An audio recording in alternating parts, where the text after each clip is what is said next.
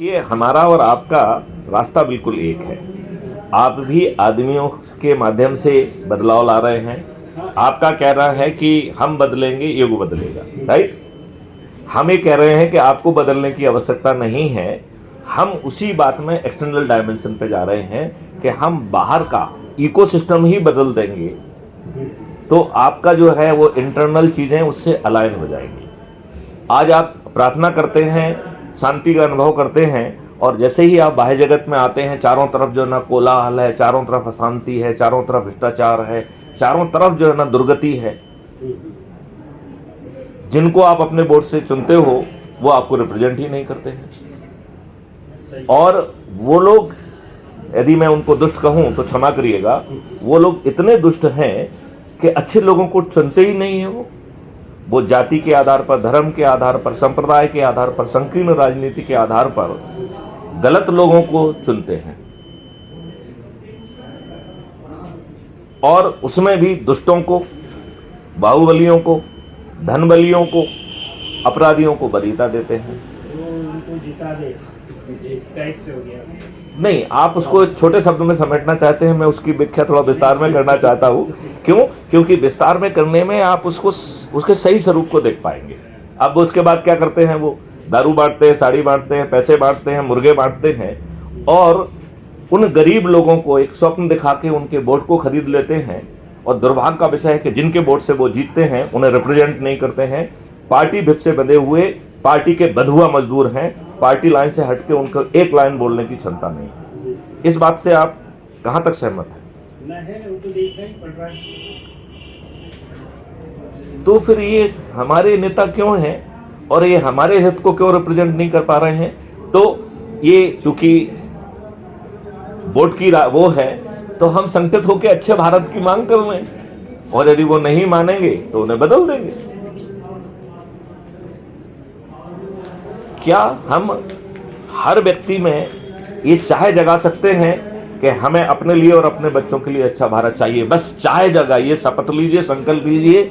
आपको एक भी गतिविधि नहीं करना है, एक पैसा खर्च नहीं करना है, आपको कहीं नहीं जाना है। आप जो कर रहे हैं वो करते रहिए। हम 9 दिन में 100 करोड़ हो जाएंगे, और आज हमारे चुने हुए नेता हैं, ये मजबूत भी हो जाएंगे, मजबूर भी हो जाएंगे, बेबस भी हो जाएंगे, और जो मैथिली शरण गुप्त कहेंगे, जो मॉडल डेवलप किए हैं वो जमीन पर उतर जाएंगे, और आपका पूरा परिदृश्य और परिपक्ष बदल जाएगा। भारत की जो यूनिवर्सिटीज होंगी, वैदिक यूनिवर्सिटी होंगी, जो करोड़ों एकड़ों में जो है ना फैली होंगी, और हम किसी की भूमि का अधिग्रहण नहीं करेंगे। जिनकी भूमि होगी उन्हें हम ऑनर्स क्लब का सदस्य बना देंगे, और ये यूनिवर्सिटीज जो है ना करोड़ों डॉलर्स को जो है ना कमाएंगी, वो इन्हीं जो है जो भूमि के ऑनर्स क्लब के सदस्य होंगे, उसको लाभांश जो है ना, उनको अपना लाभांश पहुंच जाएगा। आज की दुष्ट व्यवस्था में तो हम बेचारों की भूमि अधिकृत करके उनको जो है ना बिना भूमि के कर देते हैं। तो आज की व्यवस्था साम्राज्यवादी दुष्ट अंग्रेजों की व्यवस्था है। क्या हम इतने अनपढ़ गवार हैं कि इस व्यवस्था को बदलने का सोच और चिंतन भी हमारे दिमाग में नहीं आता है? आप ये सोचिए, इन राजनेताओं को हम फूलमाला क्यों पहनाते हैं? क्या इनका चरित्र अच्छा है? क्या इन्होंने अपने आसपास असामाजिक तत्व, गुंडे, मवालियों को इकट्ठा नहीं करके रखा है? क्या इनके आसपास के जो लोग हैं वो भय कारित नहीं कर रहे हैं? आज भय कारित कर रहे हैं। और गिरी जी, आपका समय अच्छा था, अभी आप जैसे अधिकारियों को रोज धमकाते हैं और आपसे वसूली भी कर रहे हैं। तो हम आपको कहां कह रहे हैं कि नौकरी मत बचाओ? मैं तो कह रहा हूं सिर्फ एक संकल्प ले लो कि हमें अच्छा भारत चाहिए। मैथिली शरण गुप्त आपको अच्छा भारत दे देंगे। ये संकल्प लेने में क्या कष्ट है? अच्छा, ये जो सत्यनारायण की कथा के मैंने आपको जो 4 अध्याय बताए हैं, 4 उपाय बताए हैं, उसमें कोई दिक्कत है क्या? कोई मतभिन्नता है क्या? देखिए, मैं आपका ना सोच बदल रहा हूँ, ना चिंता बदल रहा हूँ, ना क्रियाकलाप बदल रहा हूँ, ना कोई गतिविधि बदल रहा हूँ, और आपको 10वें दिन से महापरिवर्तित भारत की शुरुआत कर दे रहा हूँ। इतने छोटे समय में तो कुछ भी नहीं हो संभव है।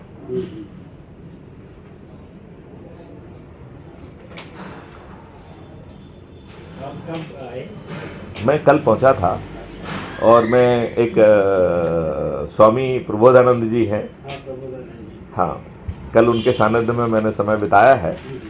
और चूंकि आज का जो है माननीय प्रणव पांड्या जी से बात मेरी हो चुकी थी, तो मैं उनके दर्शन करने के लिए और आप लोगों से चर्चा करने के लिए और इस बात को एक्सप्लोर करने के लिए कि हम लोगों की क्या सहयात्रा हो सकती है, और विशेष तौर पर जो आपका 2026 है, ये अखंड ज्योति को आपने घर घर पे पहुंचाने का जो संकल्प लिया है, क्या ये अच्छा भारत का संकल्प भी साथ में वहाँ पहुँच सकता है क्या? मैं इस बात को भी एक्सप्लोर करना चाहता हूँ।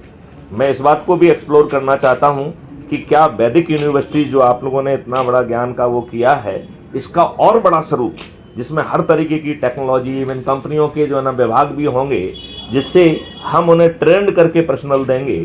इवन जो मजदूर हैं वो आगे चल के मजदूर नहीं कहलाएंगे, वो एग्रीकल्चर प्रोफेशनल्स कहलाएंगे। वो एक टीम में अपने साथ मशीन उपकरण लेके पहुंचेंगे और उन्हें भुगतान किसान से नहीं लेना होगा। उसके भुगतान की व्यवस्था मैथिल श्रम गुप्त ने अलग से करके रखी है, और जितना दिन में यदि वो 5 काम करेंगे तो 5 बार भुगतान होगा और किसी से कुछ पैसा नहीं मांगना है। ऐसा अद्भुत भारत में गायत्री परिवार अपनी क्या भूमिका देखता है, मैं आपसे ये समझना चाहता हूँ और प्रणव पांड्या जी से आशीर्वाद भी चाहता हूँ। आपको मेरी बात कितनी ठीक लग रही है?